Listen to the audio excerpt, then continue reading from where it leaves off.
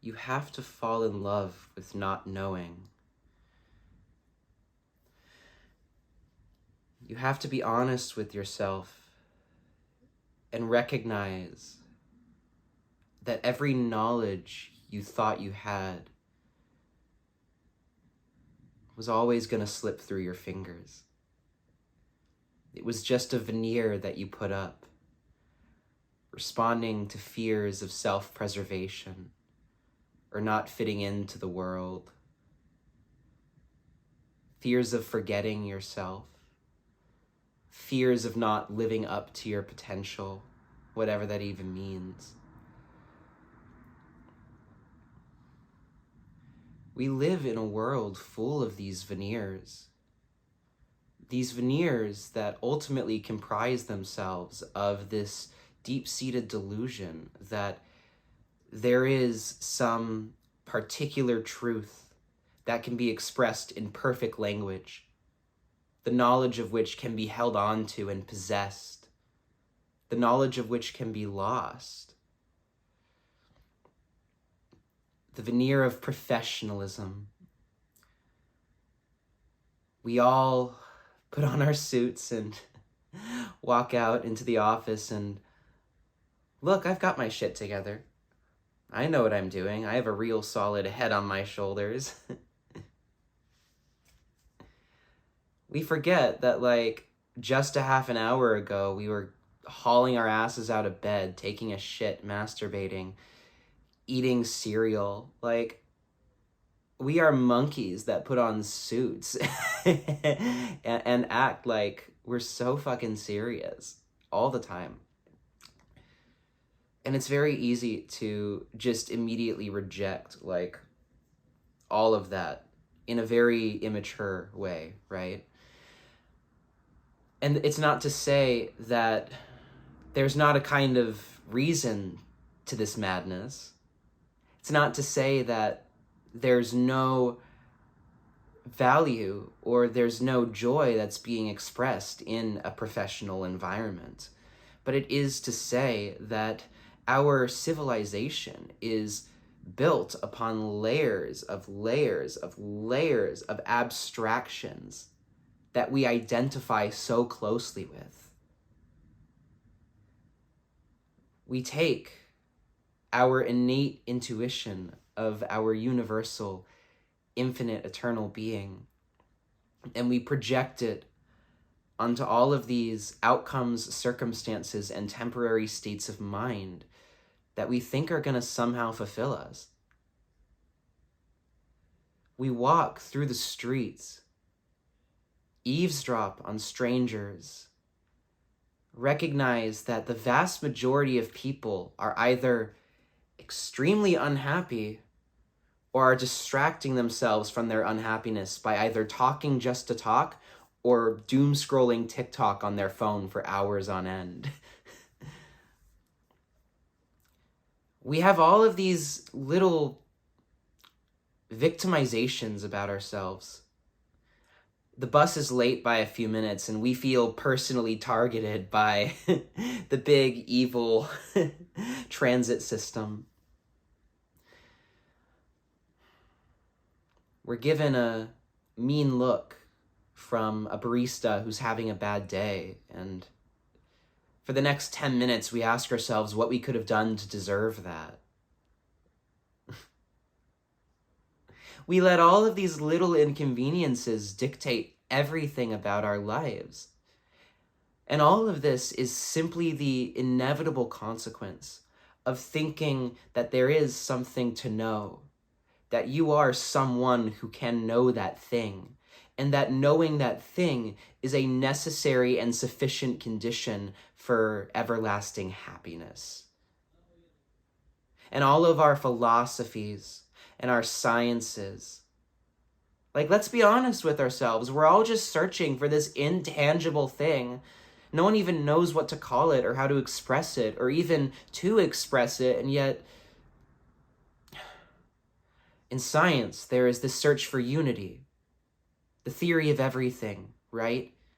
That one equation that when we find it, everything just makes sense. Emotionally, we always feel like if we can just fix this next problem in our lives, if I can smoke less, if I can eat better, if I can work out more, if I can have a relationship, then things are going to make sense. It's never going to make sense. You're never going to know the truth. What does that even mean? Have you ever found something that was simultaneously capable of bringing you permanent fulfillment and also so small that it could be captured in language or in a spiritual system?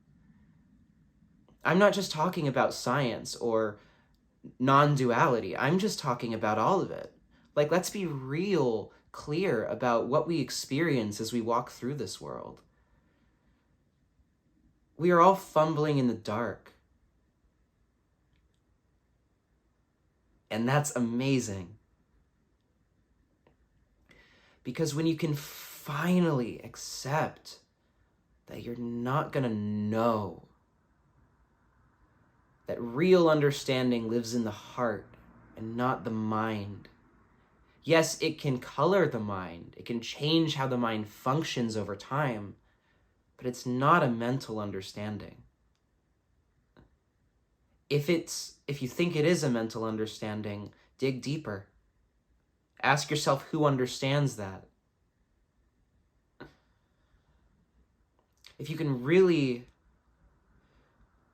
remain open to not knowing, so much freedom arises within you. So much spontaneity and joy and just utter bliss that is completely independent of all of these arrangements of chairs on the Titanic that you've identified with your whole life.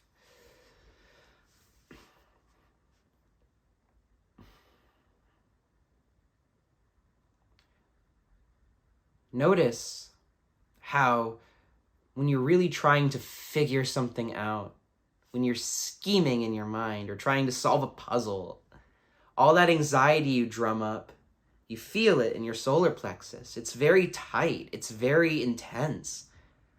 You can feel yourself not breathing if you pay close attention. Like you literally stop breathing as you get super deep in those thoughts. Save for these like little shallow, punctuated by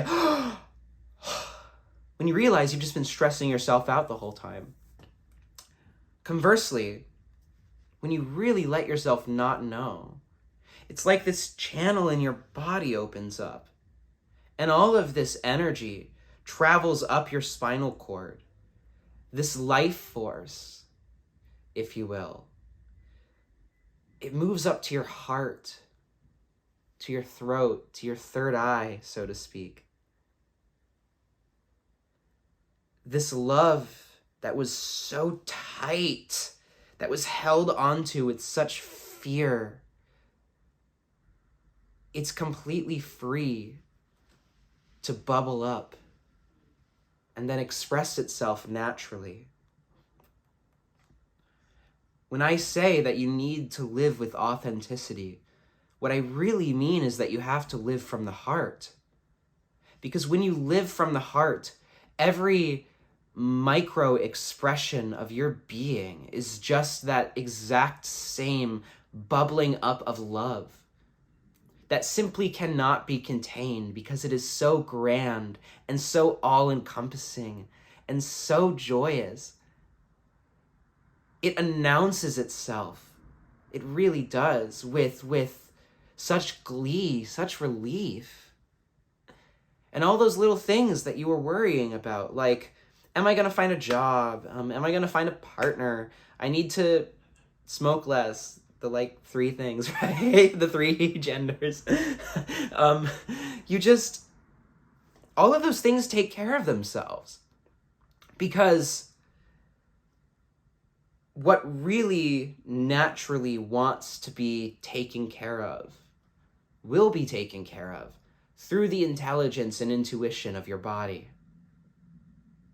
And what's not essential, what only adds complexity to your life, what you only thought you needed to accomplish or have because of a lingering attachment to knowing,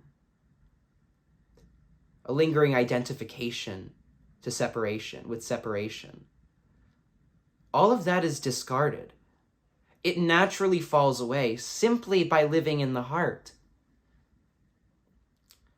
From a neuroscience perspective, it's like all of those little neural pathways of anxiety that you know deep down don't actually help you.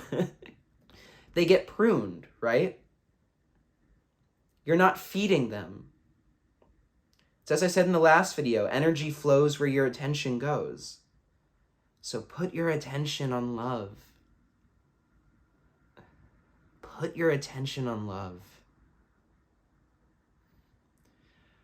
And you don't have to force it. It's okay if you don't feel love. It's okay if you're sad or angry or anxious. It's fine. It's fine. Those feelings will come and those feelings will go, and you know that.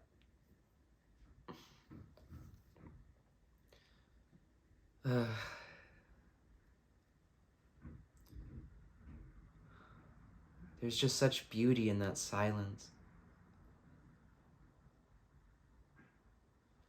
Such awe, such grace, such complete and utter forgiveness.